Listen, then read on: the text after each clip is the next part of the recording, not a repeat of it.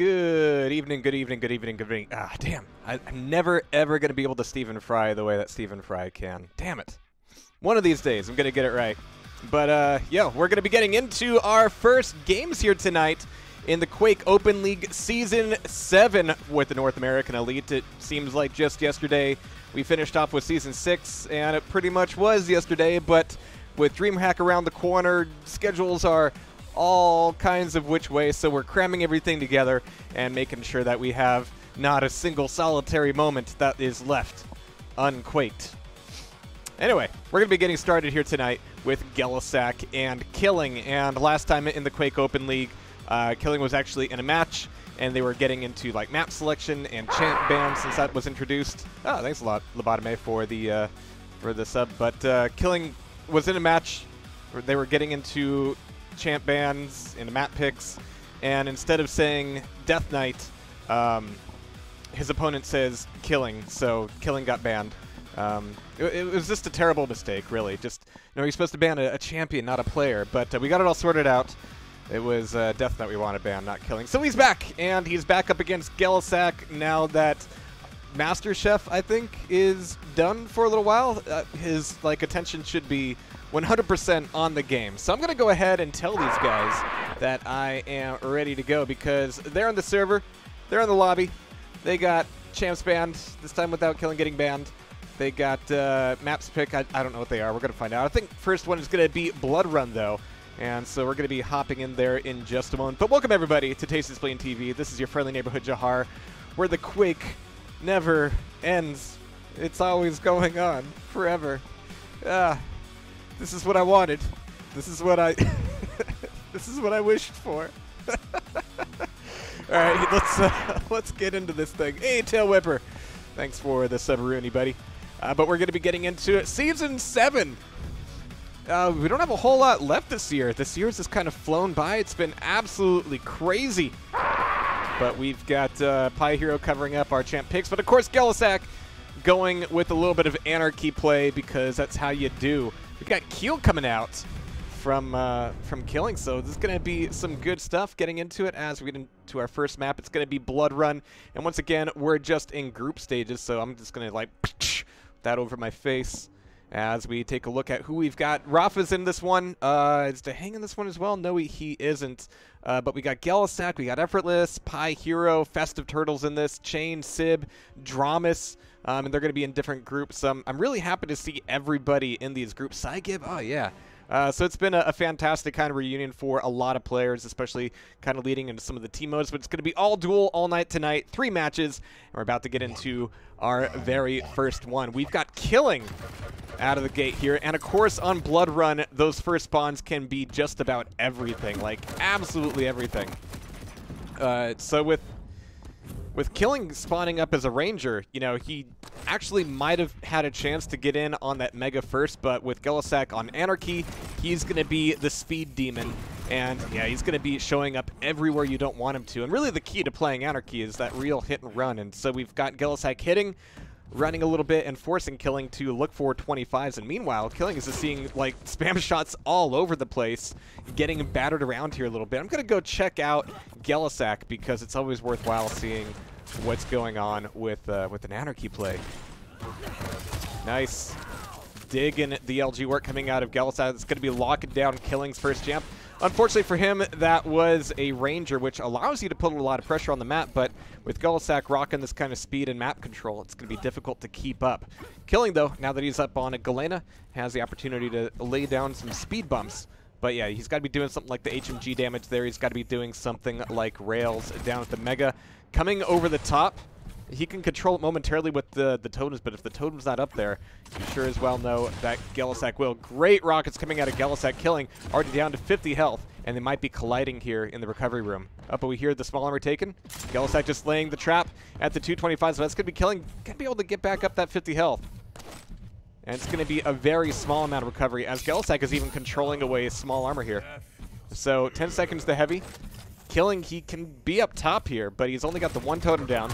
Oh my god, and that is going to be the Tri-Bolt getting the frag off. So Killing, actually, this is not a bad spawn for him.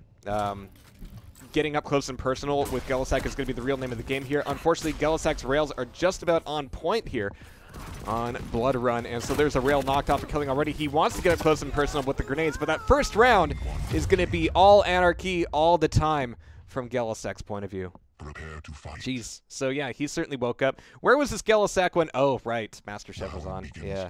Gotcha. 3, I understand now. 2, 1. That's the problem. Round 2. Yeah, don't watch too much TV, kids. It's not good for you. Anyway, we got Gelisack spawning up top here.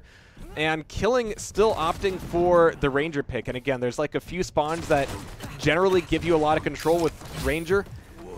Those spawns are really reduced if you're playing up against an Anarchy, though. So you don't really get to immediately lay the pressure on the map like you usually would. So Gelisack is not going to be looking at that great of a stack, but his rockets are just on point. Like, absolutely fantastic shots.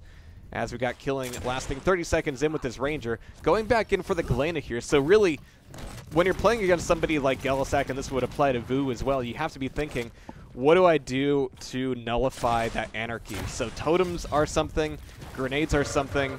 Like trying to make him, you know, get whittled down in the long-range fights. That's obviously going to be Gelisack's cup of tea. So it's kind of the opposite of what you do against a heavier champion like a Keel or a Clutch, like where you want to be railing them from a long way away. Here, you want to get a nasty, nasty fight up close and personal.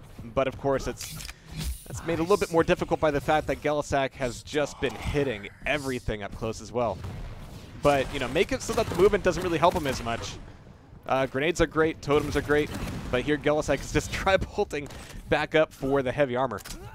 So again, he's going to be looking at a fantastic stack here. With Killing just waiting down by the TP. He's going to go through, Gelisack's going to hear it. It's not really going to give him priority on much unless he wants to drop down from rocket side towards the Mega, but of course Gelisack is going to be covering most of the map here. There's the pickup for the Mega. Not a lot of retaliation from Killing there. Oh, but there's one totem. Not a whole lot of hurt going Gelisack's way, but there we go. There's a little bit of a rocket ambush. Gelisack is now on the run, but look at this movement backwards through the map.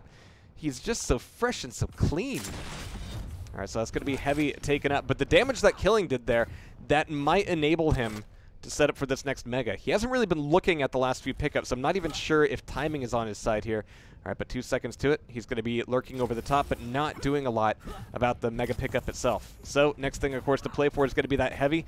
Killing, though, having lost out on the Mega, I'm not really certain that he can afford to show up here. Not unless Gelisack starts eating a few more totems. Yeah, so defending there would be nice. But this is going to be another freebie heavy armor for Gelisack. So a bit of a slower round here so far, as Killing has been, you know, staying undercover a little bit more, not getting caught out in some of these open air fights. However, he hasn't really been getting a whole lot out of it in the meantime. But there's the Mega. He's got a little bit of spam going off on it this time. No Tri-Bolt coming out of Killing, but there's some good damage on the Mega. It's going to knock off most of that armor. And actually, Killing didn't get too knocked around in that fight. He could justify this play for the heavy. He's a couple seconds early, but no, oh no, oh no. That's unfortunate. That's, yeah, don't laugh. That's not funny. That's depressing. Actually, he still managed to get away with the heavy, so a little bit of a silver lining there. Or green lining, if you prefer. So it's going to be him getting on the Mega. One rocket out of Gelisack, just a token amount of damage. But this is the first time we've seen where Killing has actually got something like a few items under his belt. And of course, an Anarchy can be starved of those items very, very quickly. Gelisack down to 6 HP, able to take away the 225s. And here in the recovery room, he's able to burn a bit of the clock. And speaking of the clock, we've got 1 minute and 20 seconds left before the end of the round. So, oh no. Ooh, Killing was going, all right, cool, I got the last heavy. Maybe I can get this one now too. No such luck, as that's going to be Killing down to his Keel. He's got to get 2 frags for the price of none here, as he's immediately going to get railed off. This was the same spawn situation he had last time, where he spawns Keel, but he's at the rocket launcher, so it's like, you know, what do I pick up? Where do I go? Here's 1 minute, though. He immediately sprays off some of his grenades, though. Really, you want to be using those grenades to get up close and personal and just get the consistent 75 damage as much as you can. Oh my god, great rocket coming out of Gelisack. And with the potential drop down here to LG, it could be over very soon. Fantastic LG coming out of Gelisack. He's going to be leaving it up, but Killing is still winded and wounded. Unfortunately, that fight alone means that it's going to be very difficult for Killing to make anything happen. Like, he can pop through TP. Gelsac's already going to be ready for him. Is it going to be another tribal? Killing doesn't want the same thing to happen. Not with the Tri-Bolt at the top of the TP by Professor Plum. Let's do it in the blue corner instead. Oh, but a little bit of item subterfuge there as Gelisac is going for the double pickup. But really right now, with 5 seconds left, Gelisac is just going to be doing a bit of a victory lap into a wall. So it's going to be 2 rounds up for Gelisac. Solid stuff here. And again, this game would change a lot with, you know, a little bit more damage on the Anarchy. He got him down to 6 HP. I mean, it's totally doable. But once that Anarchy's gone, that's a lot of Gelisac's toolset kind of removed. And that's not, you know, a disparagement against him. It's just a lot of his focus has been on this Anarchy. It's been the most polished part of his play. But there's going to be a little bit more of an item mix-up here. Even though it still results in Killing not really having a lot to work with, but the damage from Killing is much more consistent, and so Gelisac won't really have much of a stack to work with either. So, you know, a bit of a better start here for Killing, but honestly, starting up off with Ranger again, you know, there's very limited opportunities to make something happen there for free. All right, but we got Gelisac taking away a small armor.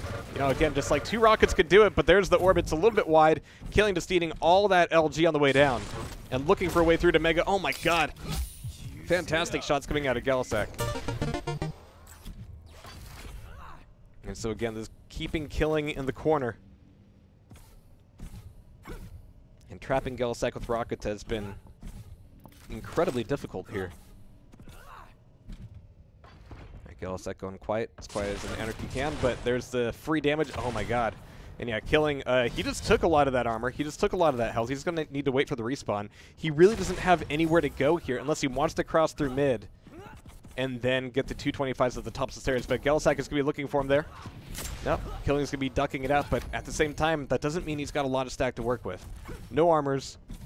All right, just the 1 armor. Scratch that. I can't count armors. I'm just going to be at the staircase. And now Killing is waiting at some of these corners like, oh, he's going to go around this corner. It's going to be good. I'm going to rocket him, and I'm going to orb him, and I'm going to hurt him, sir. But it hasn't been going his way. You see the way Gelisac is routing. Like, there's certain choke points he's just not going through. Unless he absolutely knows that Killing is going to be on the opposite side of the map. Right, so Gelisac slowing things down here a little bit as Killing's managed to get away with a Mega. And you can see that whenever Killing manages to get 1 item off, it gives him a huge advantage in any of these fights. I mean, Gelisac has to immediately get a little bit more careful. But the orb goes wide once again, and the rocket follows him down for the first frag and potentially the last round here.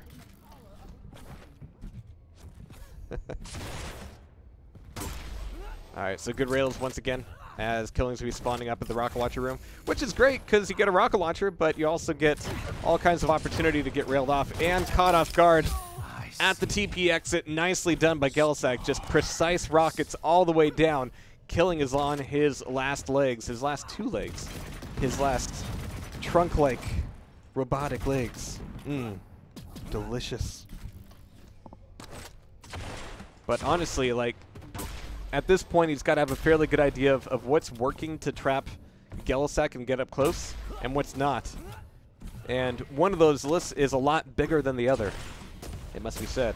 And again, I'm very impressed with the way Gelisac is playing this. Like, when he focuses a little bit, it's pretty friggin' great. It's awesome. All right, but the grenades going a little bit wide, and Gelisac going in for the kill. There's the finish. There's the game. As well, that's the first map anyway. But yeah, Blood Run is going to be a tough one against an Anarchy. I don't know what the second map is. We're going to find out in just a moment. See, I try to just be organized during the finals, during the weekly games. I'm like, yeah, they probably banned champions. They probably pick maps. We'll find out together. All right. But we're going to be looking at Killing versus Gelisac map 2 coming up. And again, I don't think anything was really wrong with the way Killing was playing it. Like, he knew what he needed to do to get back to the game. I need to trap him. I need to do enough damage that I can start stealing away some of these items and get that control. Unfortunately, he was getting hit by a lot of rails. That always kind of sucks. And Gelisac wasn't falling for any of Killing's traps. We're going to Awoken. So it's going to be a lot more difficult for Gelisak to avoid killing in some of these situations. If we see a BJ come out of killing, anytime you want to go for like a heavy or mega, you don't really have the opportunity to just like swoop in and out like you do on Blood Run. You're going to be a little bit more trapped. So we're going to have to see if killing can make some of that work for him. Again, we're probably going to see Ranger go away, maybe BJ come in, but we'll find out. Oh, are they asking me to say ready? Yeah, I'm ready. Yeah, I'm always ready. When am I not ready? Yeah, there we go. All right, but of course after this we're going to be seeing a couple more games here tonight as well. We're going to be looking at Dramas and Brick, which should be good shit, as well as Effortless and Lipner. And again, Effortless managed to take down to Hang during the playoffs last season, so, you know, good luck, Lipner. But again, I'm really wondering which Effortless we're getting tonight. We'll find out. But yeah, here comes a little bit of Awoken. Want to see what these picks are for sure. Ranger's still coming out of killing. Okay. I'm a little bit surprised. There are things you can do with Ranger on Awoken. Sure. Totally. Did somebody say chocolate taco in the chat? Damn. I'm on the Kilson diet, man. Can't be doing that. As in, I redirected. It's a true story. I redirected Uber Eats to go to just a picture of Kilson just arms folded staring at me. This is kind of his default pose anyway. There's a story tied to that, but yeah. Kilson put the shame in me. Made me feel bad about myself. He's good at that guy. So yeah, I told him I'd turn my life around. Yeah. So maybe chocos aren't the... Damn it, though, I want a chocolate taco. Life. All right, but here we go. Map 2 between Kilson and Gelisak. Going to be starting off here on killing, and I'm going to watch him for just a little bit. As we've got LG picked up. And, of course, it's always like those first moments off of these spawns. They're always kind of risky. And by the time you manage to get yourself a rocket launcher and Mega and the LG, you're feeling kind of good about yourself. So, yeah, this is going to be a much closer range fight. But look at this. Gelisak is just pushing it in immediately. Killing is... Oh, what the fuck? You see that? Just whipping it out there out of the teleporter. Killing down to 1 HP. He's thinking, hey, next Mega. That one's for me, right? Well, not with 1 HP. It's not. All right, so he's going to be spawning Heavy Armor. Getting the steal, but hopefully this totem is going to be enough. Not quite.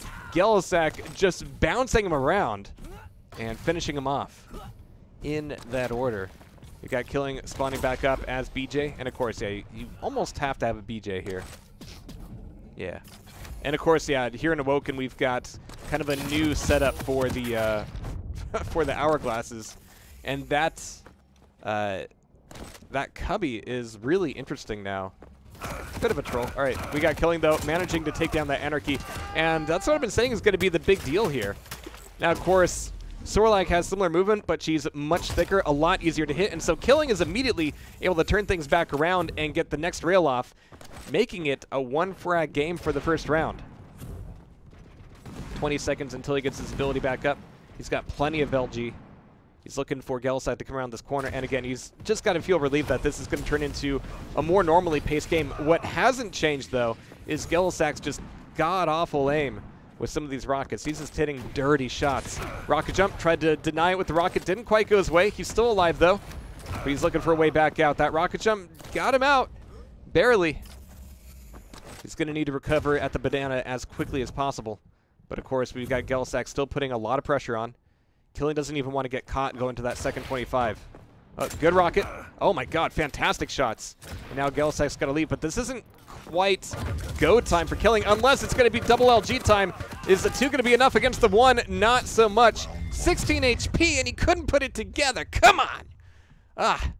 That's got to be frustrating. Hey, you gonna talk to the guy wearing a $5,000 suit? Come on. All right, so first round going to Gelisak here, but he did lose both of his CPM champions. Champions, yeah. Quake champions. All right, we got Gelisak spawning heavy, and of course using a lot of speed to immediately collide into LG, getting the takeaway, and catching killing at the outside of the teleporter. But he didn't want that fight just yet. Wanted something where he could lay in the damage with the LG. Killing getting right up in him, and Gelisak barely barely squeaking his way back onto the map. I thought he was out of there, and I'm sure Killing did too, as he's going to be fairly weak, looking for some recovery. Gelisac setting up for this next heavy. Is it going to be a mirror situation in the first round? Not so much. Gelisac coming back in for Mega as well, even taking the jump pad. Killing, of course, doesn't have the raw speed to get over there in time.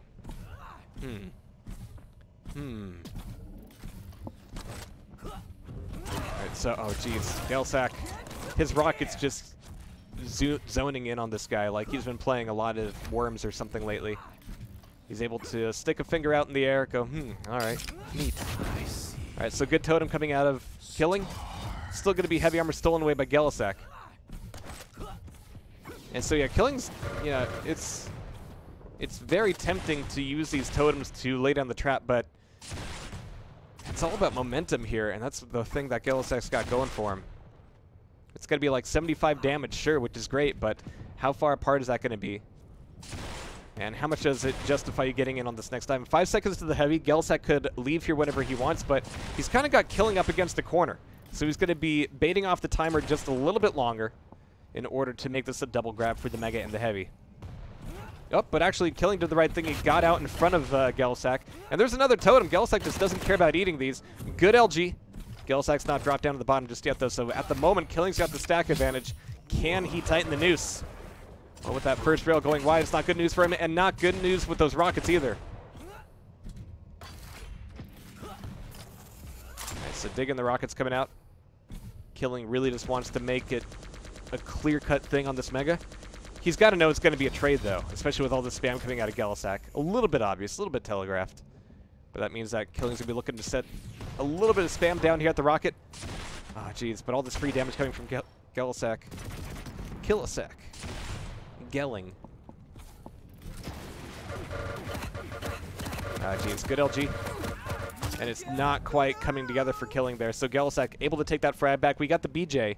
And usually, like, BJ is a great second champion. Like, you don't want to have to rely on him for the last champion, but he's great for that comeback. Stars. I guess you have to start wondering, by and large, what's more likely? That I'm going to get him low for the first, frag I lose, or I'm going to get him low for the second frag I lose?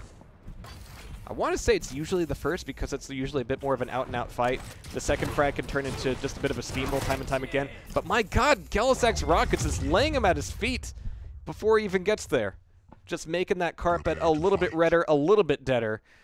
And I don't know if there's going to be any redemption for Killing as we're getting into this potentially final round for him here. All right, but here we go. Going to be looking at Gelisac getting the spawn on rail, immediately looking at the Mega. And yeah, with that speed, yeah, go for it. That means that your opponent's going to be spawning at the LG or at the banana rather, and has to choose between going for the Mega immediately or going for the LG. But with Gelisac's speed, he's still going to be able to get there first, rather. So Gelisac's still getting some good damage off of his rockets. As we can hear the pitter-patter from Killing. Coming up top T. 100 damage off that rocket with the rail. It's a decent damage of rocket coming out of Killing, but just the output from Gelisac right now is just horrendous. Absolutely criminal. Alright, so we're about to witness a murder here pretty soon as Killing's looking to get away. He's got his Dire Orb. Gelisac's got to respect his orbs just a little bit. But it's just a little bit of damage, not quite the telefrag, and Gelisac still gets that first frag. Alright, so Gelisac gonna be looking for this next Mega. That's gonna afford him enough time to drop down for the Heavy, something that Killing's looking at right now, but he's gonna be caught a little bit flat-footed here. Alright, but good rockets. But yeah, Gelisac just using geometry perfectly, and again, just his own rocket accuracy is just so good tonight. Guess Ramsey raised him well. Killing's gonna be down to his BJ. And that's going to be it for him if he can't make something magical happen. And of course he gets the spawn on the rail side of the map, so that doesn't help him get a free LG. He's going rail? Double rail? No, double shotgun. Okay, that's going to be enough. So there's the one, and he's done 2 frags like this before. As Gelisac is spawning up at the LG. Ooh, a little bit of acid coming out, though. It's going to be good tracking. There's the plasma, and my god, Gelisac just doesn't give a shit. It's going to be GG's called, as Gelsack is going to be taking it. GG and then GG's. As Kellen goes, oh yeah, right. So that's going to be our first game of tonight, but we have 2 more coming your way. I'm going to be looking for, what is it, Brick and Andromus? Yeah, it's going to be coming up here pretty soon. I'm going to be looking for them here as, you know, I don't know if they're ready. I don't know if they're playing something else right now. I don't know if they're still in their first game, but I'm going to go find out. So, yeah, stay tuned.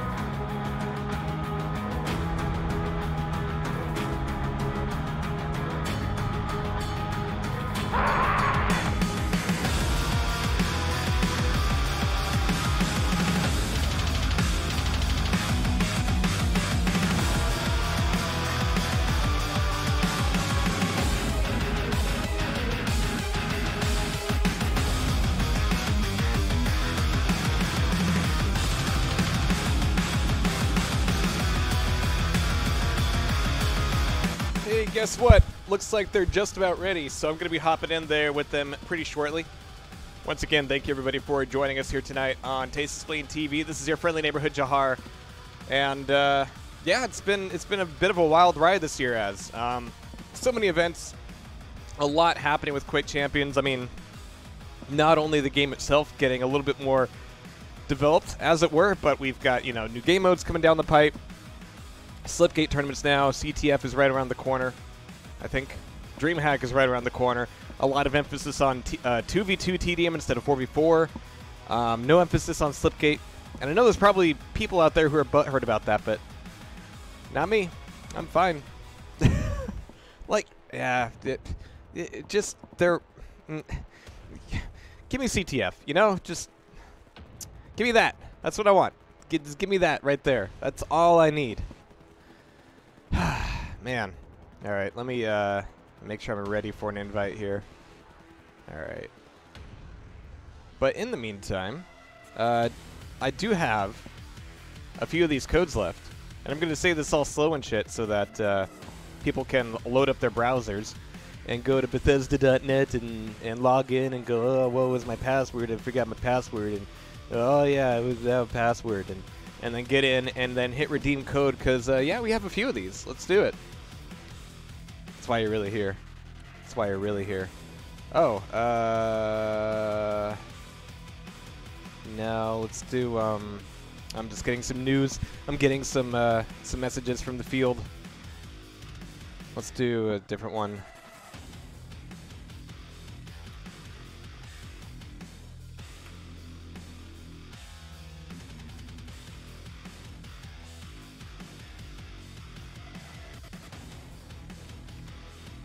What? Oh.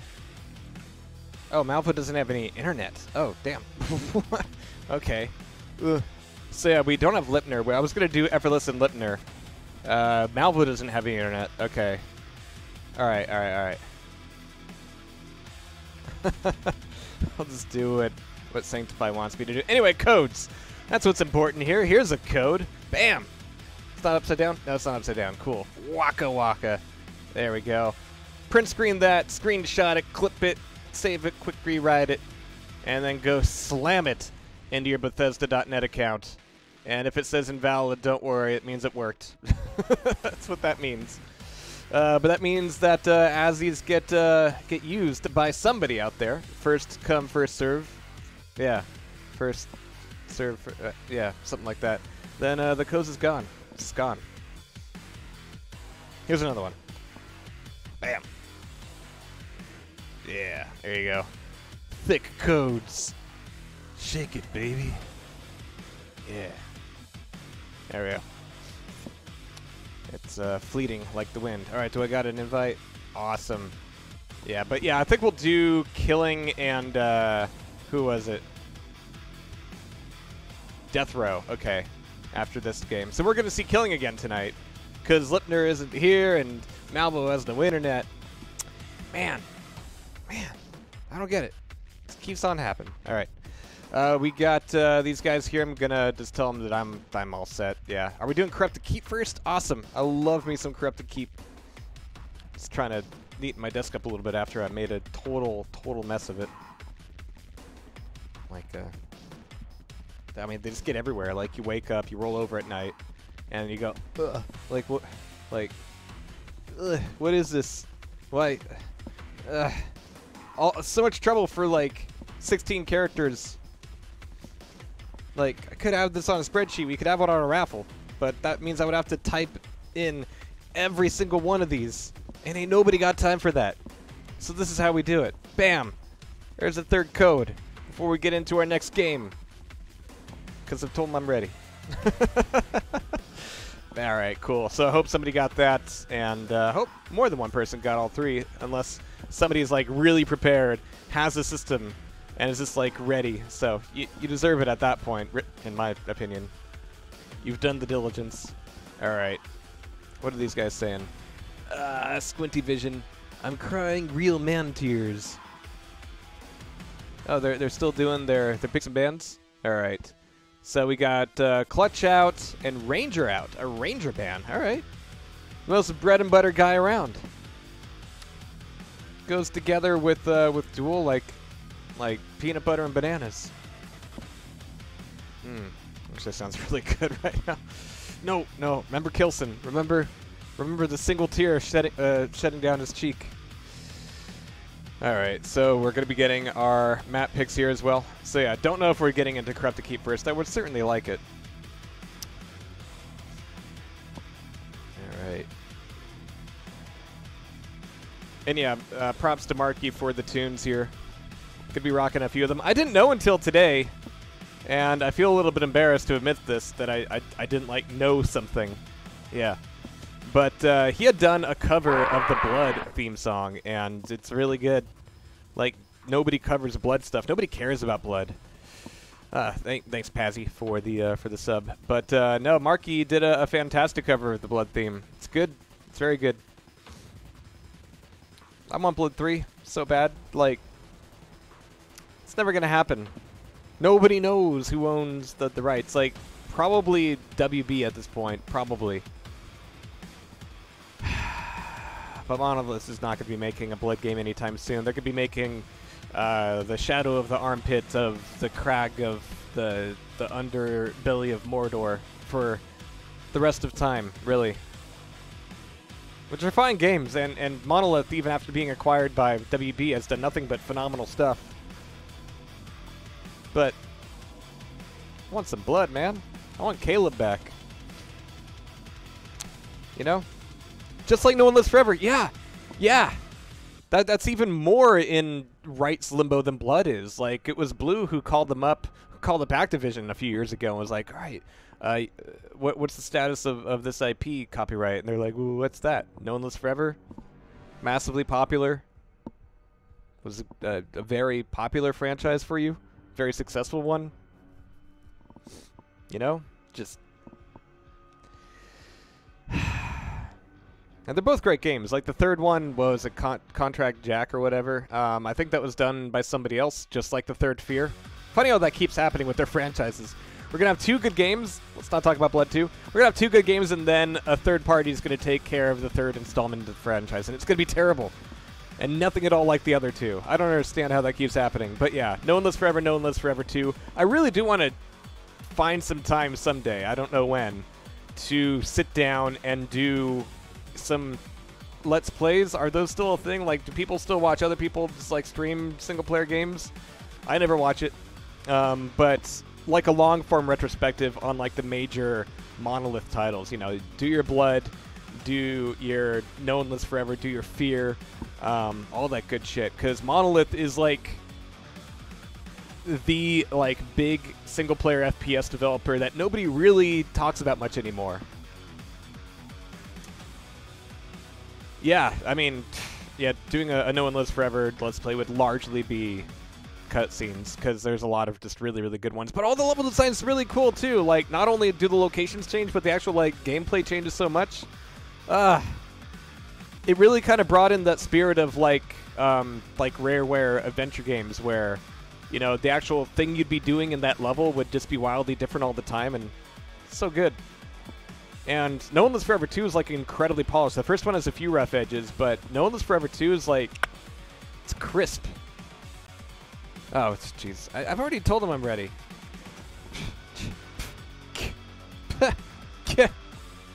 These guys. All right, but we've actually got Ruins coming up first. Excuse me. That's going to be Dramus' pick, obviously, because, you know, Dramus does his Ruins, and we got Brick here as well. So yeah, no Clutch, no Ranger as we get into our champ picks for Map 1 between Dramus and Brick. All right, here comes our draft to Roonies. Do the 3.5 floppies work? I don't know. Do I have a machine with a floppy drive still around? I've got a few in storage, but I certainly haven't dusted them off. I'm no Clint. I have no, I mean, obviously no real need because, you know, just have Doom in software since forever, but they're in good condition. They're physically okay. I don't know if they've had much magnetic damage. Anyway, here we go. BJ, Visor. It's a mirror on the balls sort of match here so far. Is it going to be Death Knight, though? That's the question. Yeah.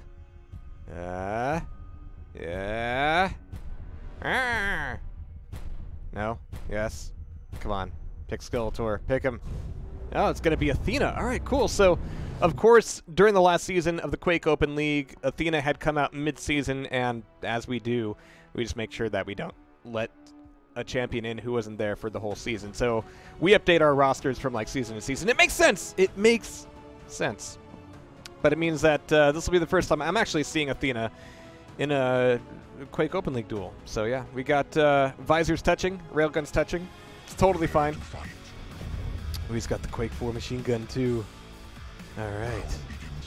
Very cool. But here we go. Best of luck to Chain and Dramus. All right, here we go. We're going to be looking at Brick. Actually, they're both spawning up as Visor.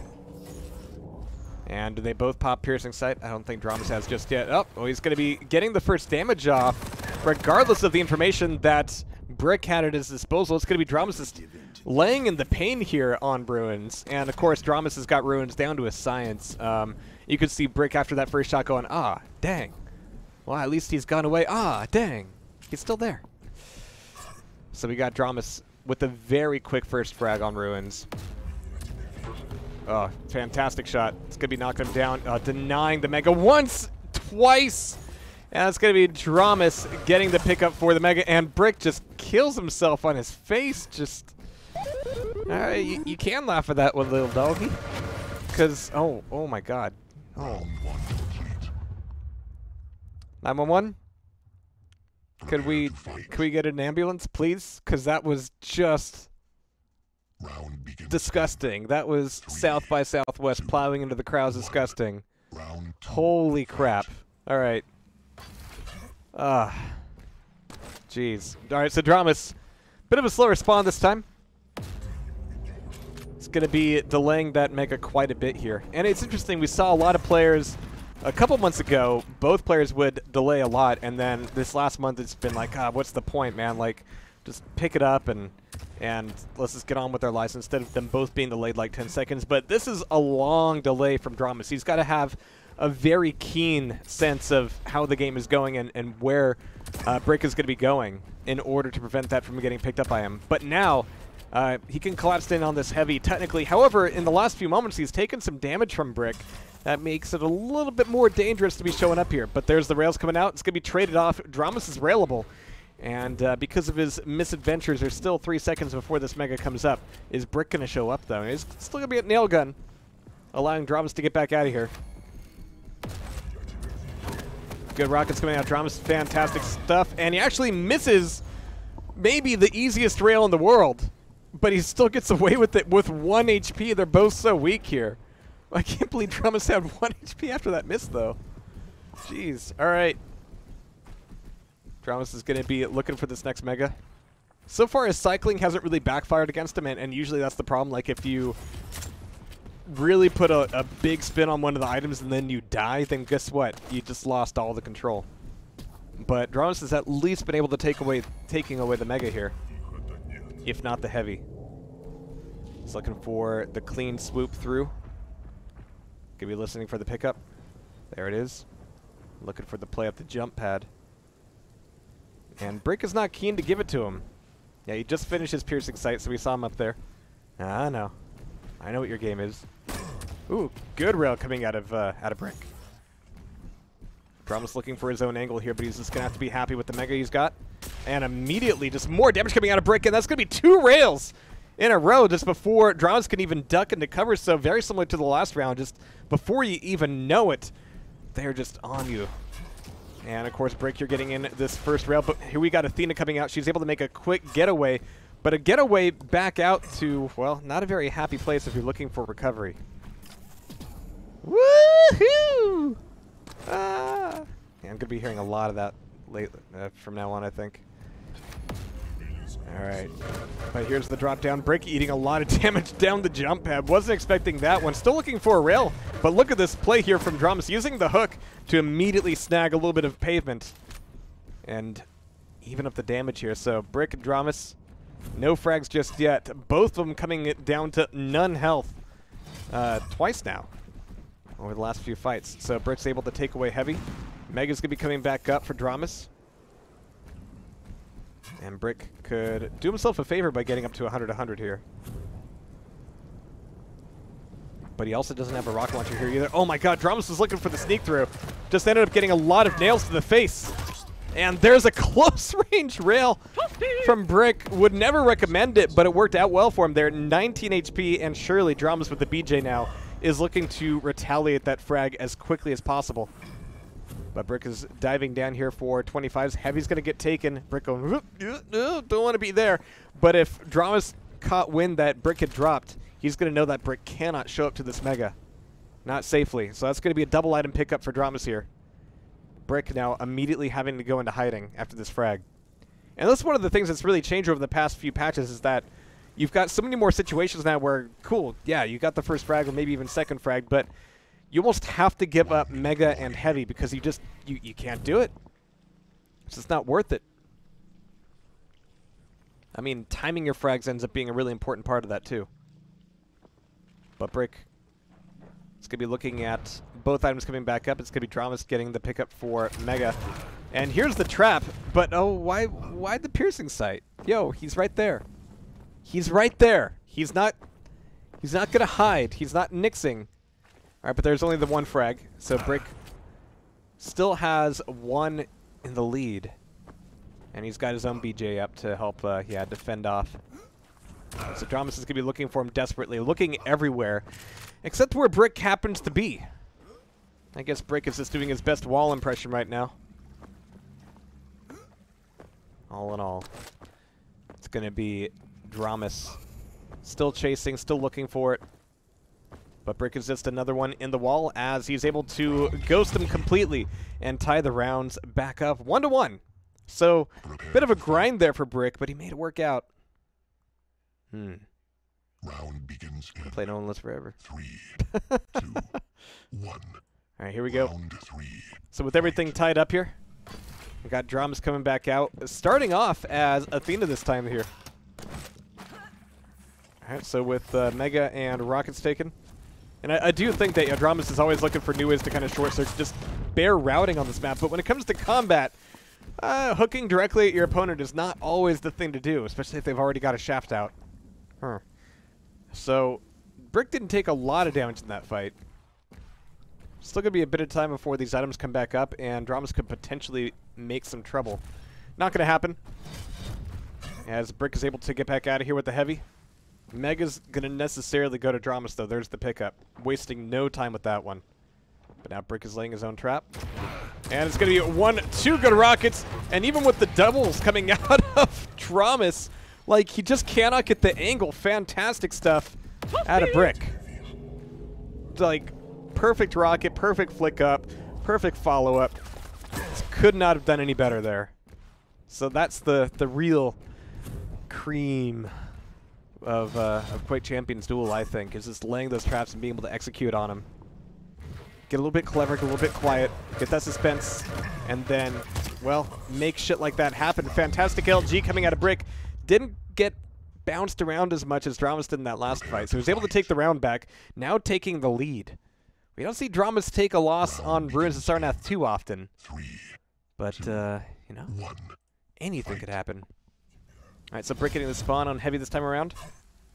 Going to be routing for Rail and LG as quickly as possible, and yeah, he's got to know that there's going to be a fight here.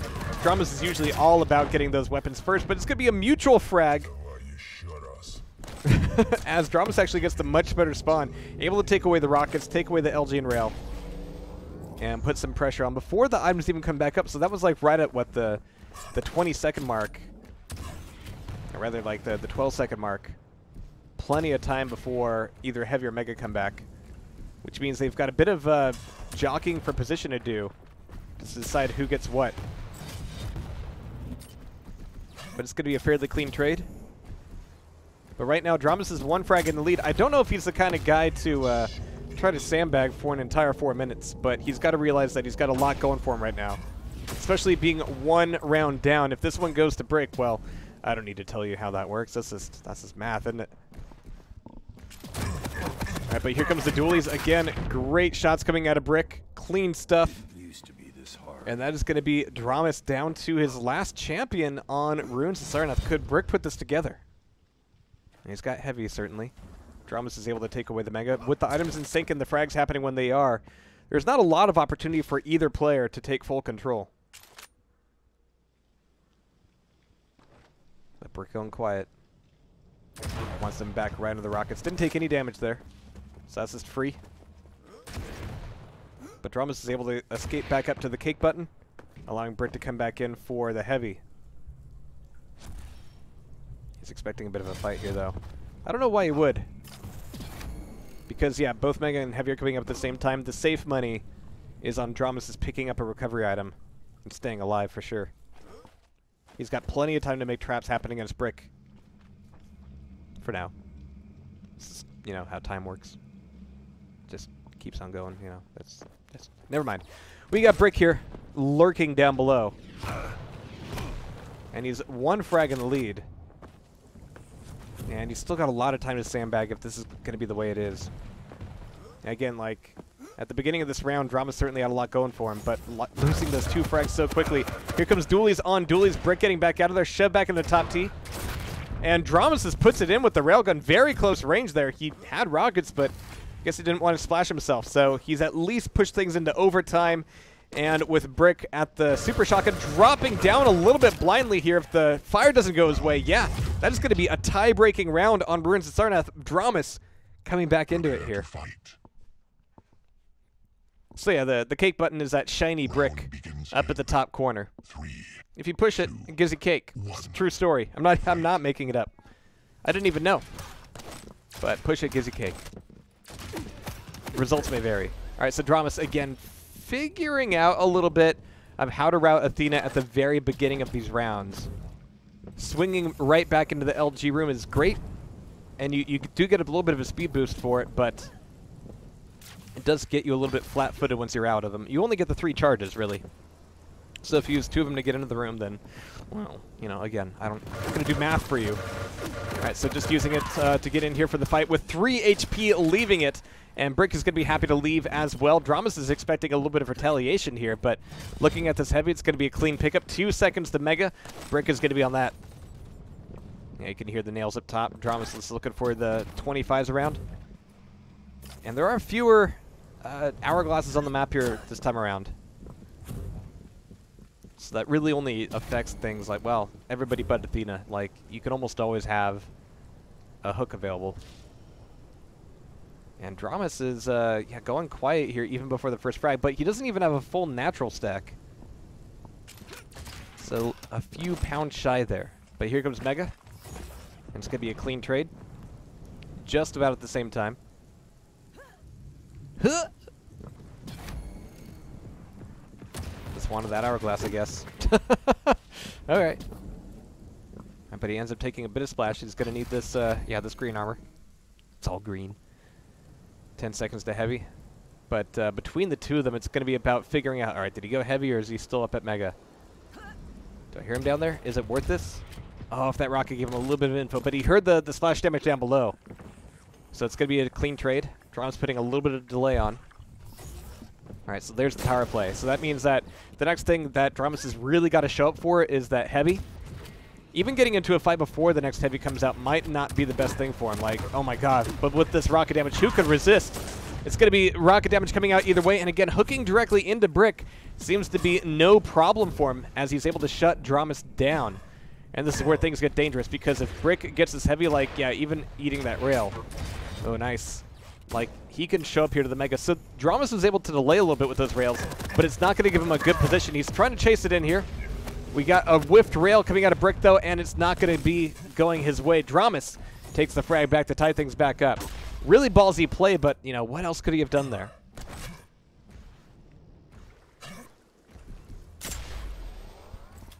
So Dramus still in it, but just barely. Nice rail. And again, like, it's not like just, oh, flick accuracy for Dramus. He sets up a lot of these angles. He's playing a very specific kind of geometry game. Alright, so there's almost the play of the jump pad, but not quite. Oh, and Brick goes down. Just consistent damage, chasing him down like that very first frag in the very first round all those years ago. Oh no, and Brick gets caught in a bad spot with the spawn. Yeah, there's the rocket, there's the frag, there's the map. And that's going to be GG call, but Brick certainly made Dramus sweat there. He had to go very zen in order to come back on his preferred map, Ruins of Sarnath. That's going to be the first of potentially many. You have to see here because the series is not over yet, of course. And again, after this, we're going to be going into killing versus death row. Yeah, that's what we're doing. Killing versus death row. Let me update that actually. Killing, killing, death, zero or bar. There we go. Neat. All right, but we're gonna have to see what the next map is here between Death and Dramus and Brick.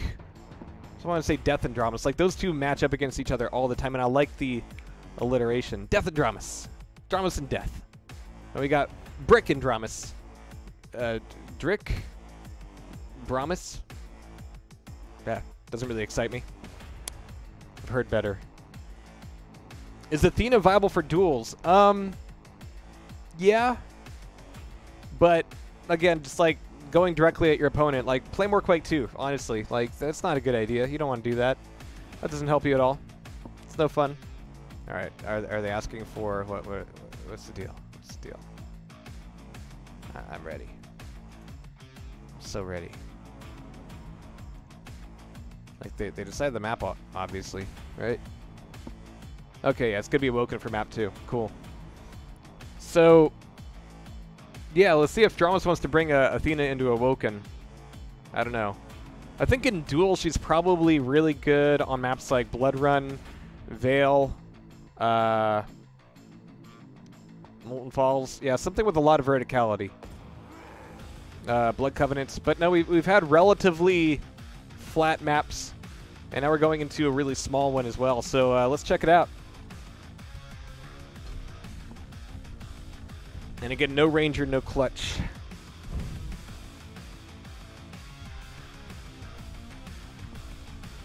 Alright, so Visor. No big shocker there. Oh, yeah, I do need to update the bracket, don't I? It's always something. Alright, so BJ, but this is third champion. The one with no backseats, no room to react.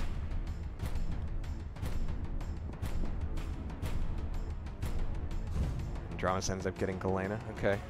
It's a safe play. And yeah, Galena. So a little bit more conservative this time. Nothing crazy with the Athenas. And yeah, here it's like, what does Athena actually get you? Not a lot, to be honest. It's very contextual. And again, that from the very first moment I realized that champions were in Quake champions. Yeah. I wanted to go like, all right, you want certain, team comps, you want certain champions for certain maps, and we're getting into that too, which I appreciate. Except, always bet on Visor. Here we go. Always bet on Dramas at least in one of the green, leafy, musty-smelling maps. Let's see if it'll work on number 2 as his first rail goes wide, but a fairly conservative play off of the rail. Like, you can't feel too bad about that. Like, you peek it, you look at it, you miss a rail, but you still end up getting a heavy armor and a rocket launcher without any real fuss from your opponent. So that's always got to feel nice. That's not a big problem. Of course, that's going to keep the timing relatively tight. Drama's still going very quiet. He doesn't know where I am. I could be anywhere. I'm top T, of course, which is like the most obvious place to be, but I could be anywhere. All right, but there's Mega picked up. Heavy as well. Coming up. Dramas is looking for the damage.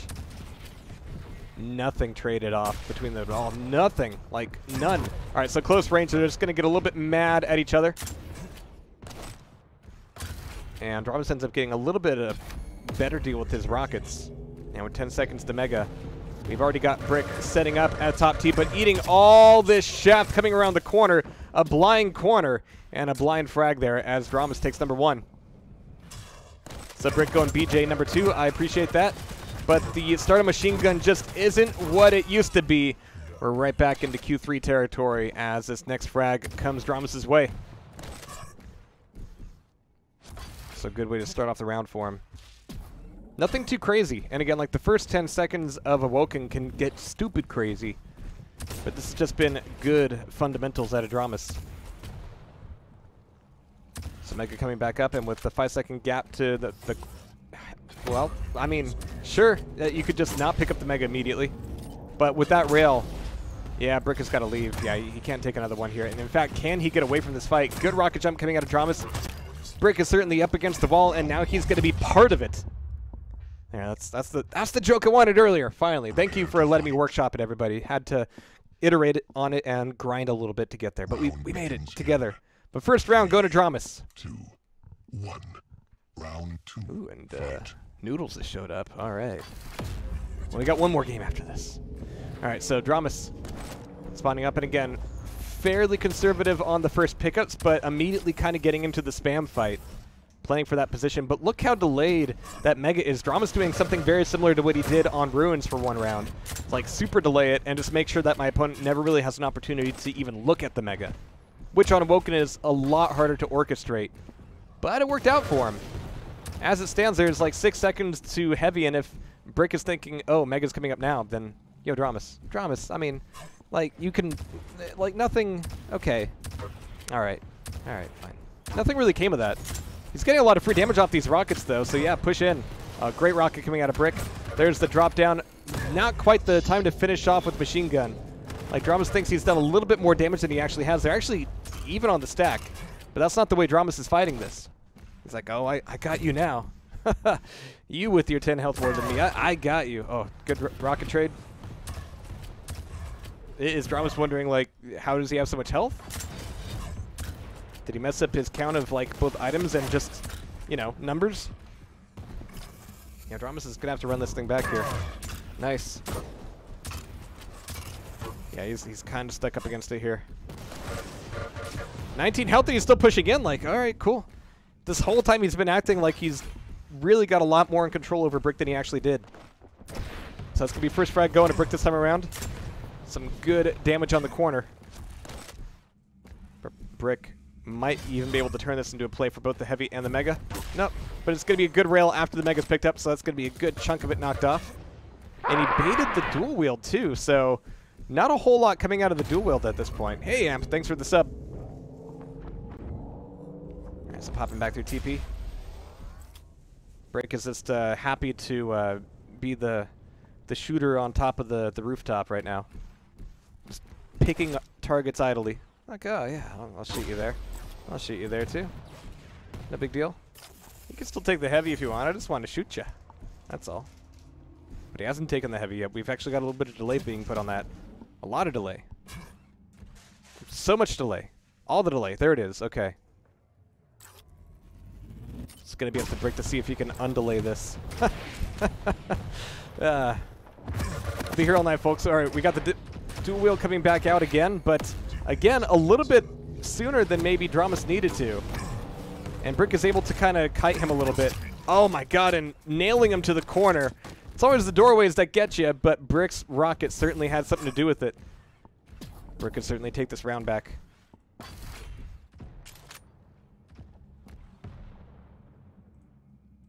Alright, so Brick going quiet. Which doesn't really help with the whole, you know, keeping the timings on these items game, because they are so split right now. And Brick is just going to let it all go away. I mean, he's 2 frags up, sure, but is this a sandbag map? I mean, he probably could use this. I mean, look at how moist that entire thing is. But he's at least able to push back in, get the pickup for the Mega, but all this damage coming from Dramas. Yeah, now's the time to start looking for the 25s. Good delay on the jump pad, but even better rail coming out of Dramas. However, that's just the 1 frag. And Brick has got a BJ. He's got 2 fists full of lead. Yeah. And he's got just over a minute to make it work for him. So he's still putting some damage off here, but he gets popped up and locked down by Dramas' rockets. It didn't need to go like that. He had done some damage. It didn't need to be like that. Oh no. Okay, yeah. Dramas just wanted to finish things off with the Trespasser. Kind of a ballsy play there, but that's going to be another round up for Dramas. That was really looking like Brick's round the entire time. The lay of the land. Ah, dude. Round begins. Rocket Runner. 3, 2, You understand me. 1. Round 3. Right, see if Dramas can put this one in the bag. Maybe a little bit cleaner this time. And this time here, spawning as a visor, he's not even peeking the LG ammo corner. It's going for the safe play. Oh, those noodles smell amazing. Jeez. Definitely gonna munch on them between these matches. So yeah, go Dramas. We got some travel coming out of Brick. Like, when you get put back in the LG room off of the spawn, first you think, oh, the LG room, this is nice, I can defend this. Nobody's gonna show up here because that would be foolish, but then so many people do. You can't trust anybody in this game, especially not on Awoken. You don't know what people are gonna do. So yeah, spamming off the Tribal's fine. This damage is fine as well, but Dramas is gonna be fairly weak. Wants to cross back into the teleporter, but he manages to get the rocket anyway. All right. All right, so 60-60. Let's see if his eyesight is going to be 20-20 with the piercing sight coming back up. He needs to not be putting his back to his opponent, though. Oh, but it was just a machine gun. If it was anything else, that would have been Dramas done. He doesn't have any eyes in the back of his head. Or anywhere else, for that matter. Yeah, he's just stuck here. Like, none of that was good for Dramas. And that was all kind of Dramas' fault, too. Like, he made a misread, and he just kind of walked into that room with his butt out. You never want to do that. Like, check your corners before you expose yourself. That's just, like, 101. Good rockets coming out. Brick able to leave. Still a long time before either of the heavy items come back up. So 25s are going to be in a little bit of short supply for Brick. What? What? All right. You, jeez, Brick. All right. JFK the shit out of that one. Whew. I'm going to need a moment to get over that shot. Like, that was a bad situation for Brick, and he just got a precise rocket from across the map. Neato. And now again, like, he's a frag up. There's still a bit of time to play. But he's still got aggressive at, like, what, the 3-minute, 10-second mark last round? Doesn't need to happen like that. Well, with the rails coming out here, like, yeah, just damage him. He wants to push in on this, though. But this is not going to go his way. He's just not getting the damage done. 18 health, and Dramas pulls it back in. Dramas is now 1 frag away from winning the whole thing, and of course he's taken the Mega, he's got totems up, and very soon he's about to get that majestic 3rd totem. Oh, no he's not. Totem deleted. Totem canceled. But Dramas is still looking in fine shape here for the heavy armor. Good initial damage off. Oh, okay, never mind. That is going to be a round going to Brick finally, and what a round for him. Prepare to fight. Oh, jeez. Just do that again. No big deal, right? That's fine. 1. Fight. All right, so Brick here spawning Mega, and that's my least favorite spawn. Is like, do I go get LG first? Do I go get Mega first? If I go get Mega first, then I could get caught at LG. If I go get LG first, then he could get Mega. What's a boy to do? Well, I mean, use your piercing sight a little bit earlier, maybe. I don't know. Just saying. All right, so good LG coming out of Brick, but Dramus is able to put the shots back in with his own rail, making a very early statement here on what could be the final round of Awoken. Indeed, the final round of the series. So Dramus here. The dualies just haven't been treating Brick very well at all. Dramus is respecting the quad shotgun. Ooh. All right, yeah, that's certainly one way to do it. About to see another way. So many ways to skin the cat, but only one way to put the skin back on the cat. Staples. Alright, so we got LG coming back out, and finally for Brick, Dramus overextended just enough to get him to one frag, but yeah, this is trouble. He's going to hear that BJ stomping around, and Brick's got to be very careful. So, very careful. Like, don't die. He's got 85 health. He can throw down a totem whenever he needs. But if he gets surprised by a rail, yeah, he can't be peeking corners like that. It's so dangerous. Oh, so quiet. But he's able to cross the map and get himself a railgun at least here. A little bit of armor as well. That's always nice. But we've got the BJ coming back out, and there's just not even enough time to get the pickup. There's the frag. There's the GGs. And Brick, even with some amazing shots, just hasn't been able to topple Dramus. Not in group stages, at least. Not in tonight's round. So that's going to be 2 matches down. We got 1 more to go. And as always, these guys are actually scheduled for an hour from now. So it could be that they're not even done with their previous round. So I'm going to be checking on them. I'm going to be eating a little bit of shrimp, I won't lie. But when we come back, we're going to be looking for killing versus death row. Yeah. Totally had that on lock. Anyway, guys, I will BRB.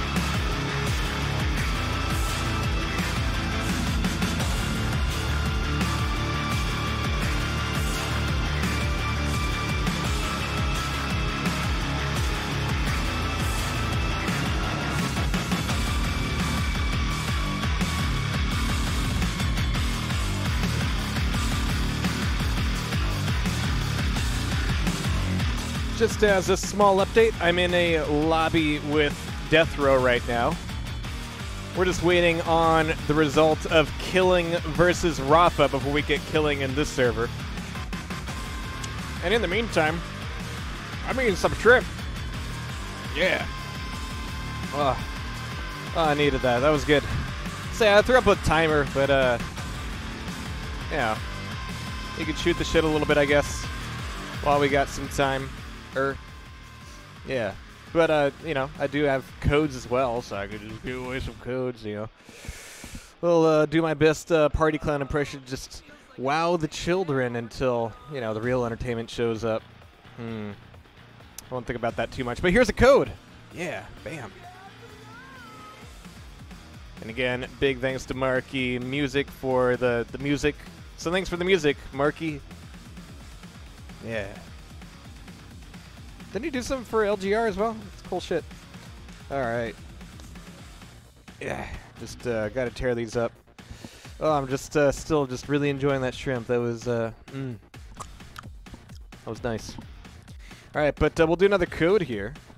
And for those of you who don't know what these codes are for, you get all kinds of I mean, you can read probably. You're all literate. You're all intelligent members of society. 2 reliquaries, 1,000 shards, and a 3-day XP boost. But those that XP boost is real time, so be sure to get in and get playing, especially Slipgate, so you can hit that goal and get that Athena lore skin, which I need. I can't not have that lore skin. It's the only one with proper hair. What's the best dipping sauce for shrimp? Had some like sweet and sour like orange sauce, which was really nice. It was also like the breaded like wrappy, twisty, fried shrimpy. It's good stuff. So crispy and nice. So yeah, the orange is ponzu sauce. Is that what it's called? No? Okay. I have no idea what I'm talking about. In game and out of game. All right. But yeah, we're just looking for Killing. I got Death Row right here. He finished his game not too long ago. But yeah, I really thought for a moment that Brick was able to take that into a third map. Nope. Nope. I mean, that second round was just, yeah, that was something else. Not only like the precise rocket from across the map, but also the knockout at the end of it. That was good stuff. Here's another code. Yeah.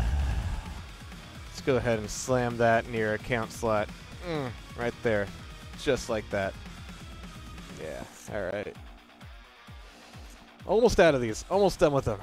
And then we could give more, and then we'll just keep on going forever. Ah, man. I am still recovering from, like, the head cold, by the way, and Rotten Rose has got it now, too. And we're not, like, super symptomy. It's not like one of those head colds where you wake up in 2 days and it's just like this sea of Kleenex. Crunchy, crusty Kleenex. No, it's not quite like that. Like, we're fine, but... man, tired as hell. It's got this this fog over our brains. Got a brain cloud, you know. Alright. Might actually want to see Joe versus Volcano sooner rather than later. Anyway, still looking for Killing here. I know somebody else was actually streaming them. Do I do the Rafa thing and actually watch somebody else watching Rafa? Who is actually doing that tonight? Was it Dazer? If so, then Dazer's just saying like he's like done.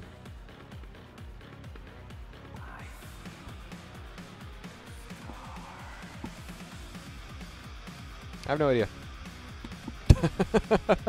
I thought there was an announcement somewhere. Alright, believe Rafa just ended. Okay, cool. So we should get Killing in here pronto. Who won that one? Yeah.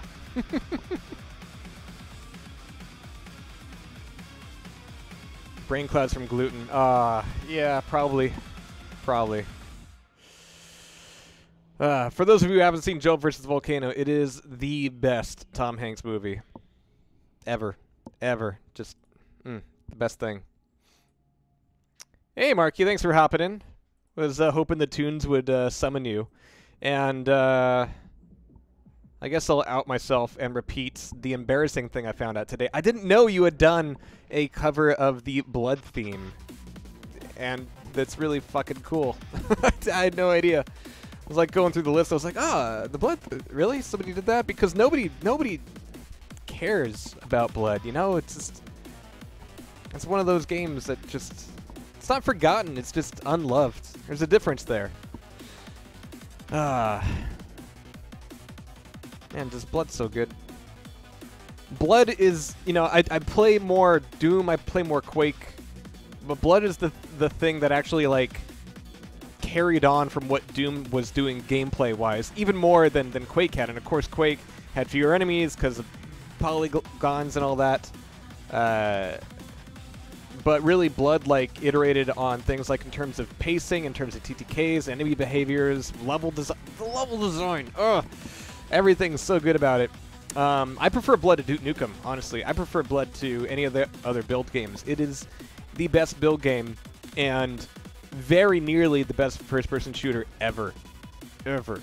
And I largely play Doom and Quake because, you know, there's more Doom and Quake levels, just because, of course, there's the community due to the fact that, you know, we had the source of the engines and the source of the game, and the community could do those things. Let me just tell these guys I'm ready. But we didn't get that for Blood. We didn't get that at all. The closest thing we have to that is some crazy, crazy guy using all of the powers of Asperger's in the world to reverse engineer and recreate Blood pixel by pixel, line of AI code by line of AI code, and it actually really works well. So check out Blood GDX. It's a complete rebuilding of Blood from the ground up, just completely reverse engineered. And it works on the eDuke engine, of course. So if you want like a good modern way to play Blood with mouse that feels pretty good, and you know, all the other features that come with eDuke, it's a lot better than playing it on DOSBox. Like, I used to maintain a machine just for playing that game because it didn't even really work all that well on DOSBox. Blood GDX doesn't work on your PC. What? I mean, it's got to be like an eDuke thing, right? Man. But yeah, get that going because it's great. JSOL needs to release the source code. That's the question, though, because I don't think Jace has access to it. He was talking about it prior to the Atari liquidation. Oh, I thought it was actually running eDuke 32. I thought it was. Okay, my mistake. Java, yeah. And the guy had to go reverse engineer and program it in Java. Like, who would do that? Crazy. That's what I love about the internet. There's always somebody who's crazy enough to do something really, really good. Oh, Blood CM. Okay, gotcha. And GDX came. Yeah, gotcha. Yeah, you're right. You are right. You're completely accurate. Man, they're just. I don't know if JSOL actually has access to it because, yeah, he was talking about it. Then the Atari liquidation happened and the Blood code wasn't there. Monolith had been bought by Warner Brothers, so probably if you were to, you know, do something with the Blood copyright that that presumably whoever owns it wouldn't appreciate, then I would guess it would be Warner Brothers. So my plan is, and I know I've mentioned this before, here's what we do. Maybe a few of us need to collaborate on this. Spread the liability around a little bit. We announced Blood 3. Like, Blood 3. Like, straight up. And we just make it very obvious that, yeah, we're just using the entire IP. Like, Caleb, weapons, music, the works. And we find out who sues us. And if they send us a C&D letter, we tell them, prove it. Show me, demonstrate to me that you own this game. And I will frame that C&D letter and put it on my wall. Like, that would be a prized possession. Like, I got a C&D telling me to stop making Blood 3 from the people who actually own Blood now. And then we know whose door to knock on. No, I haven't listened to any Viscera Fest stuff yet. Should. It's all been good. Anyway. Oh shit! We got a game, ladies and gentlemen. We got Killing. We got Death Row. And we're going into Awoken. There's 3 seconds of the champions right there. You just get me pining about the Fjords of Blood, and it's just I want everything. I want, like, Caleb back. I want that kind of level design. I want, like, that special TTK, and that's actually probably the difficulty is something that most people complain about. Like, you go from one difficulty level to another, and it goes from being like a Doom-like to a Resident Evil-like. It becomes a survival shooter, but I love it. I love it entirely.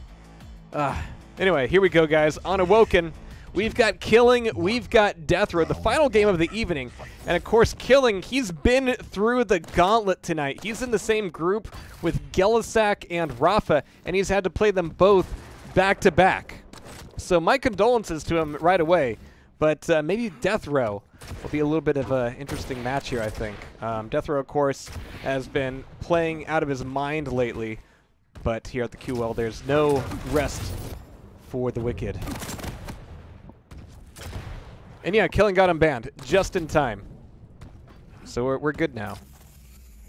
All right, but I'm not sure if this first round is really going his way. Yeah, so taking that kind of damage, doing kind of tit-for-tat damage, and showing up to the blind corner looking at Mega. It's dangerous. He dodges out that rail, but not the totem. So yeah, Killing still shopping for 25s. He's got to be very careful here.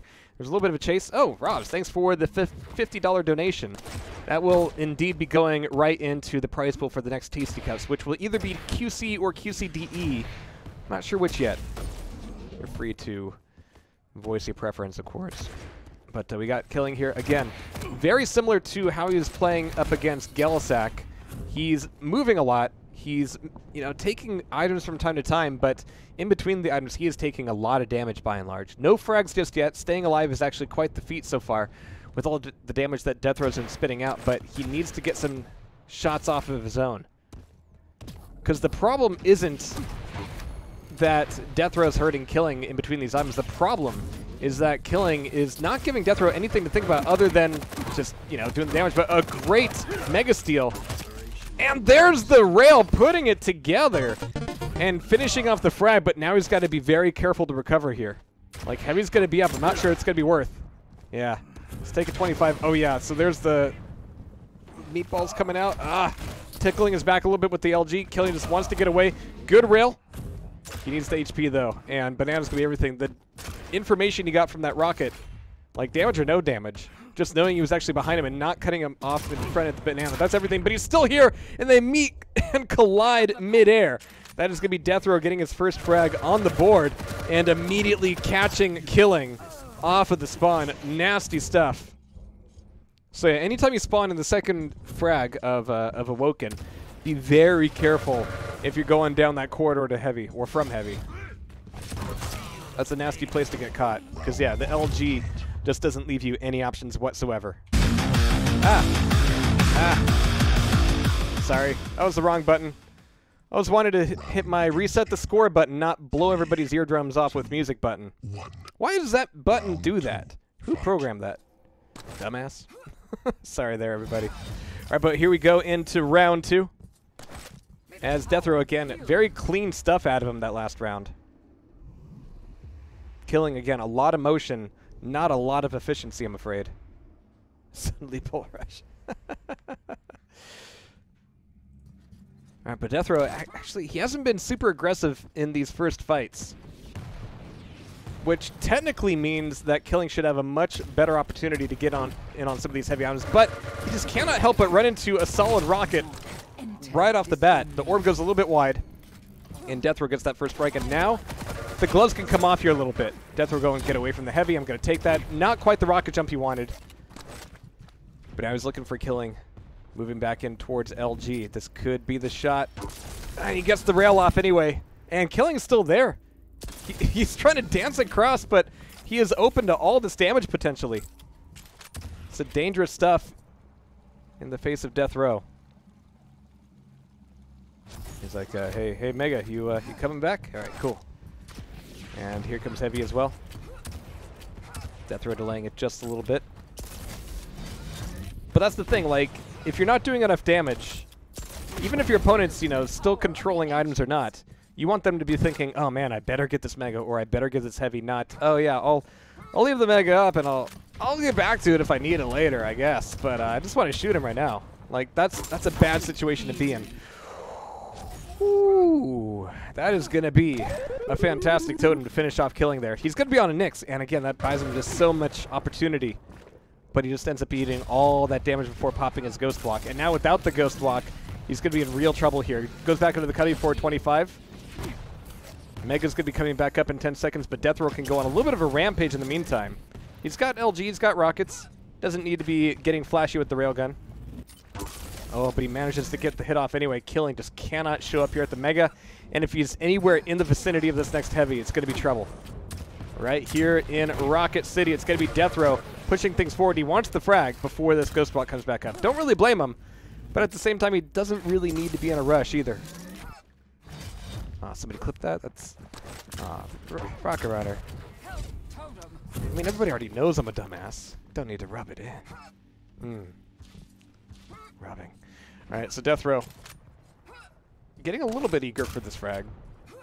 Killing doing what he can to survive here. And again, that's been his biggest asset so far, is that he's able to avoid a lot of the fights at these items. But as far as turning it back around to force your opponent to go, alright, I better be on this Heavy or I risk losing everything. Yeah, that's not the best thing for him. Death Row tossing down Totem at TP exit.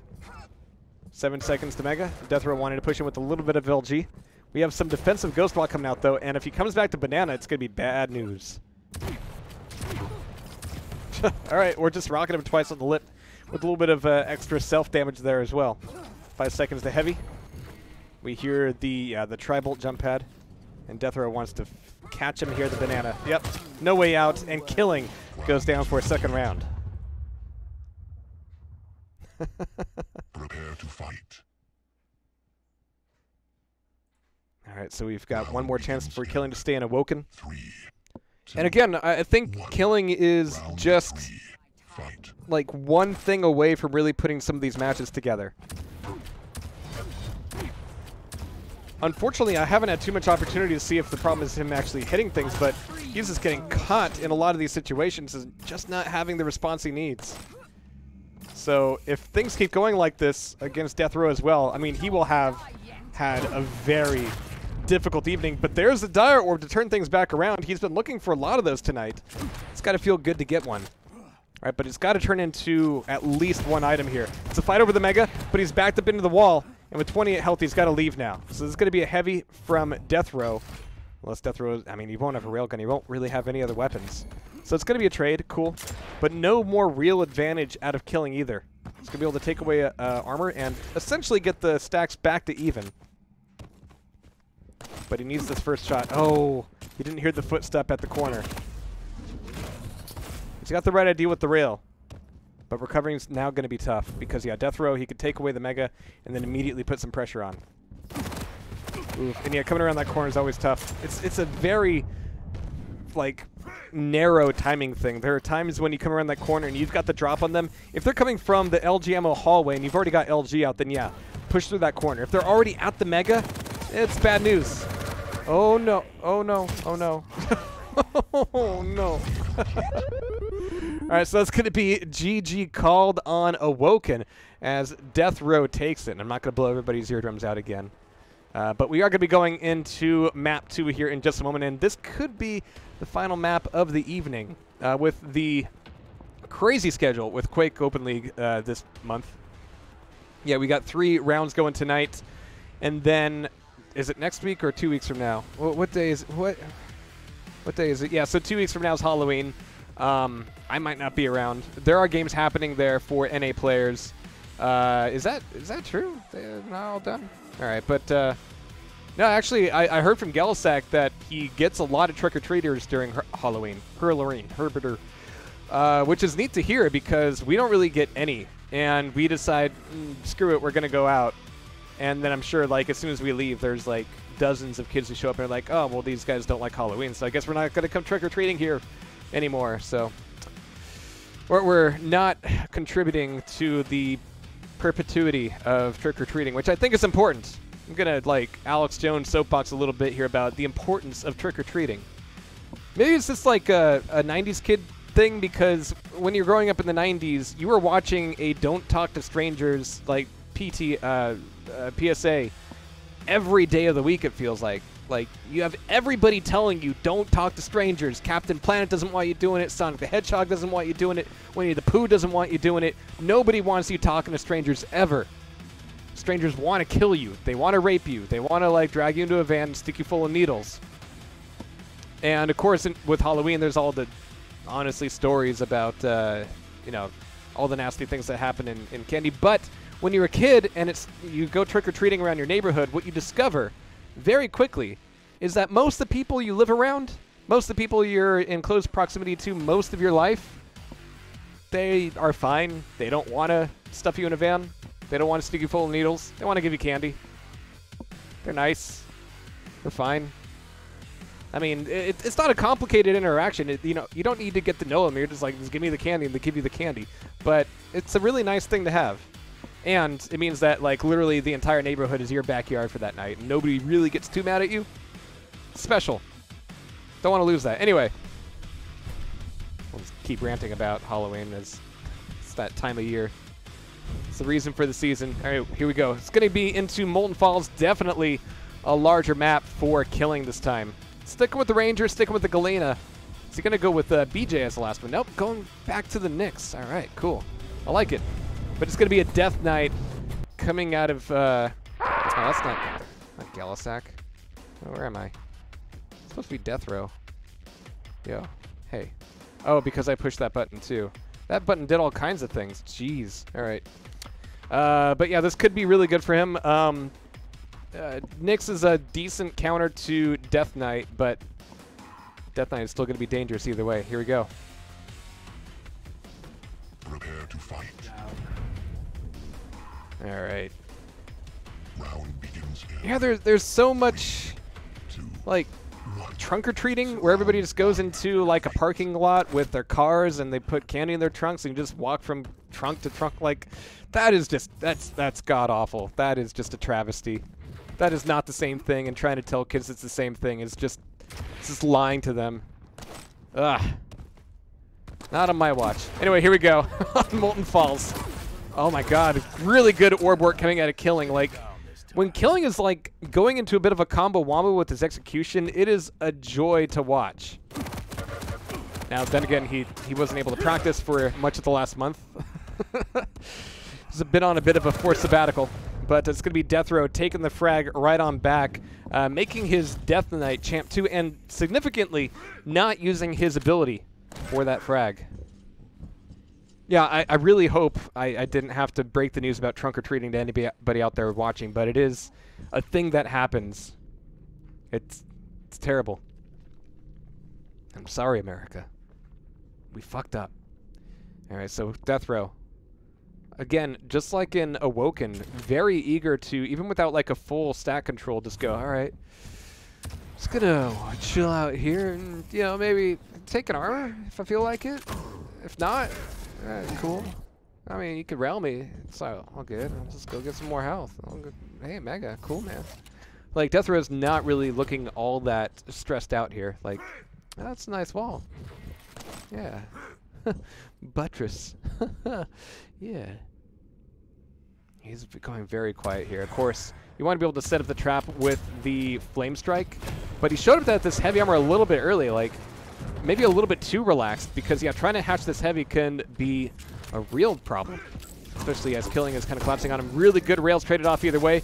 Death Row still peeking for the shot, doesn't want to be, decides the last second. Time to get out of here, time to go get that Mega. Will Killing be able to do anything about it from the exit? Well, there's another totem deleted. We heard the health taken by Killing. He's going to want the armor at the railgun room. And the fireballs go a little bit wide, but the LG from Death Row is right on point. And Killing's down to his Nyx. What the fuck just happened in the game? Alright, so fantastic shots, and unfortunately for Killing, he's again forced to use his Ghost Walk to get away. Not able to use it in a very tactical or offensive manner. Aggressive, rather. Nothing offensive about Nyx. Alright, so death row. Top of the map, top of the morning, and he's got plenty of time to figure out where he wants to be, but, you know, right now he's 1 frag up, 2 minutes to go. He's not feeling too pressured. Just being a little bit more respectful of the timing for the heavy this time. But not being really respectful to Killing's rail. Death row's not getting a lot of damage off himself. And Killing can go back here for the, 4 HP. Really makes you think, you know? Like 4 health. Was it the time to drop? Was it the time to lose the height advantage? Was it the time to, you know, eat every flamey meatball that Death Row had for him? Or, you know, even if you decide, all right, I'm not going to make the frag now. I'm just going to show up, get the damage done, and then go back to Mega, because this map lets you take those kind of fights and then very easily get to Mega without a whole lot of repercussions. This is probably the safest map to go, all right, we're going to fight, and then I'm going to go get an item. Or Killing is just going to eat a totem and then a ton of LG. No damage to Death Row. Man, Death Row's, like, he's not putting me to sleep. He's just making me feel very at peace.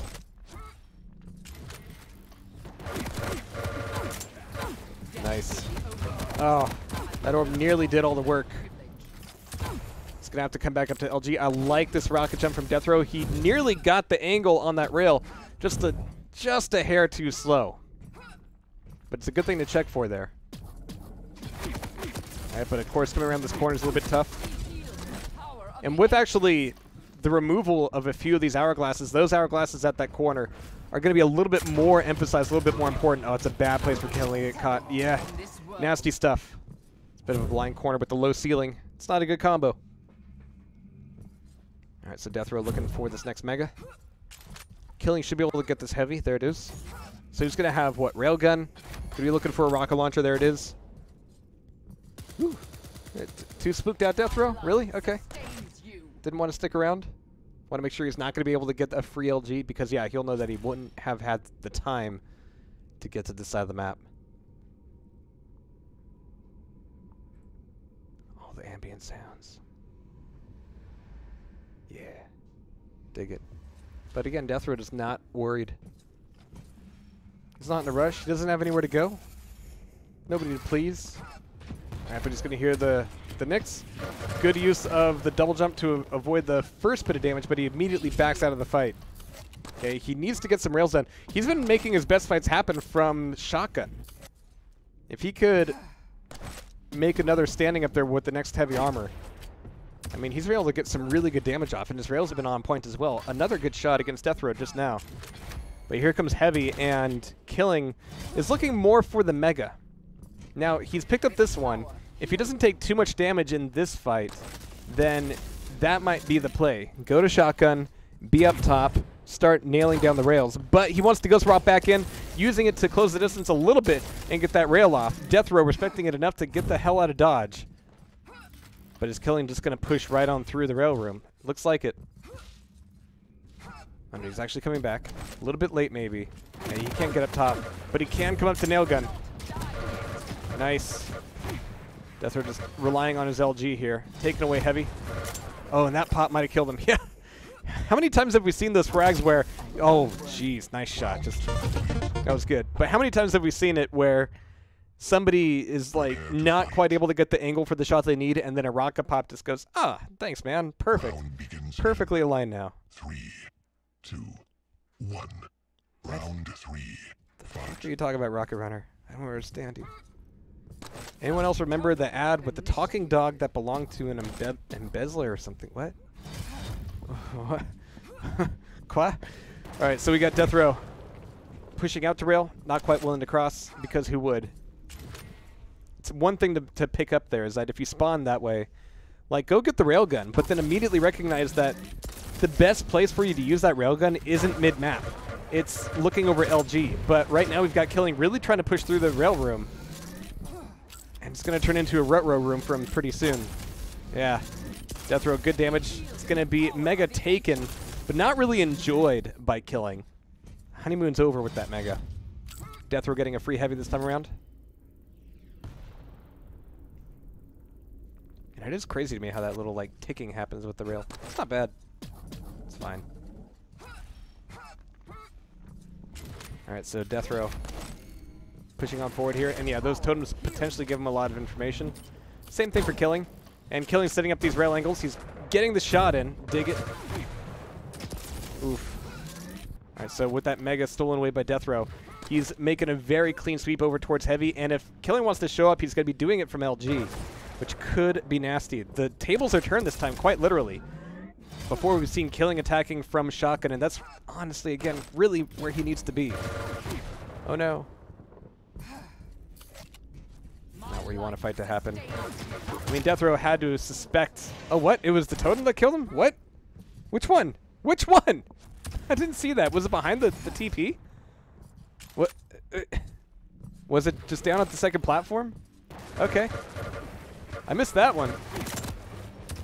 But good shot out of Death Row. That's going to set the tone for the round. And potentially be match point for him, especially with the rocket to rail combo from Death Row. Fantastic shots all around. As Killing is now once again and possibly ultimately down to his Nyx. Little boost spam. Death Row not moving very quickly over to LG. Yeah, like if he knew his opponent was over there, like the thing to do would have been to get on this corner. And now, Killing got a rail off on Death Row. Death Row wasn't able to prevent the pickup of the LG, and now that's going to be a Heavy as well. So this is a really good setup here for Killing. He's got a lot to work with now. Because again, I think Death Row just wanted to smell the flowers and appreciate the masonry. I mean, don't get me wrong, I love some good architecture as much as anybody, but stack or no stack, that is going to be the Rockets from Death Row just getting the job done. 3-0. Killing saying GG's tonight, and my hat's off to Killing. You had a hell of a night, dude. You had to play against Death Row, you had to play against Gelisek, you had to play against Rafa. That's tough, but welcome back to the game, buddy. All right, so that'll be our 3 games for the evening, and I'm up against the wall here a little bit, to be honest. I'm not going to lie. Maybe that shrimp did me in. One last thing about Halloween. And again, growing up as a 90s kid, besides the whole you're going to get thrown in a van by a guy asking you to help find his puppy or whatever, you're also going to eat a razor blade when you get Halloween candy. You're also going to, eat some apples with, drugs in it or something. You're going to eat a candy bar that's got LSD in it or something like that. You hear about that a lot. So now keep in mind this was a long time ago when I looked this up, but I did what I could to find out, like, does that happen? Because it would get reported if it did. Like, it's not just something you go to the hospital for, like, oh yeah, I just had some bad Halloween candy. Razor blade. Go figure. Like, that gets reported and the news would pick that up. It never happens. It never happens. It was urban legend. Urban mama legends that only the mothers tell, soccer moms tell. Because it just never happened.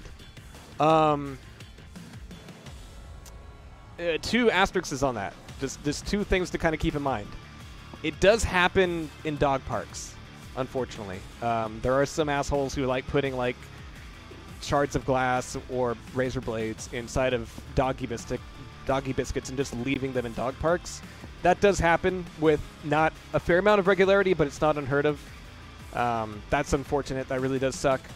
Never happens in Halloween candy, though. There was one case where some marijuana was found in some candy bars handed out, but that was from a guy who worked at an airport, like in cargo at an airport, and there was some unclaimed baggage, and in that unclaimed baggage, there was a bag of like Snickers, like fun-sized Snickers bars. And he thinks, oh, well, it's breakage. We take this stuff sometimes. And he thought, hey, it's Halloween, and I got a bag of candy. Why not hand it out? True story, actually. It's kind of unbelievable. Of course, it was, laced. Nobody was really hurt, but he was arrested, and I think he was exonerated at some point because, yeah, he was totally innocent in the whole thing. So one of the only cases where Halloween candy was tampered with was a complete accident. And all of the other cases, and I'm not saying there aren't any cases of razor blades in candy, those aren't handed out to random kids. They're like given to, nieces and nephews and somebody you know. So just like with a lot of other like child-adult problems, it's usually somebody you know. It's not a stranger. So stranger danger is not quite the message we needed to hear as 90s kids. Anyway, I digress. But I do care because the Halloween's pretty great. Trick-or-treating's really special. And it makes me a little bit sad when, at least in my area, it seems to be dying a little bit. But apparently where Gelisac is, it's they got all sorts of trick-or-treaters. So way to go, you. Don't trunk-or-treat. It's stupid and wrong. And it's eroding the fabric of America. All right, guys, have a great evening. We had some really good matches, and I had some really good shrimp. And before we do, I'm going to give you one more really good code. Just the one. Just one. Bam. There it is. Slam that in your pipe. Cartoon All-Stars. Yeah, there is so much of that. Like, you couldn't watch anything. Like, you had to start suspecting, like, am I watching a real cartoon now? Or am I going to learn something? I don't want to learn something, especially when it's the same thing every time. I get it, Sonic. I get it, G.I. Joe. I get it, Power Rangers. I understand. Don't talk to strangers. Even though they're nice, mostly. I don't know. It seems like a messed up thing. And yeah, Dewey called it right. There's one more code. Bam. Fooled you. Tricked you. Because I've never tricked you like this before. There you go. Bam. Yeah, I have seen Cartoon All-Stars to the rescue. Winnie the Pooh and the Ninja Turtles should not... I love them both. Like, I really love them both.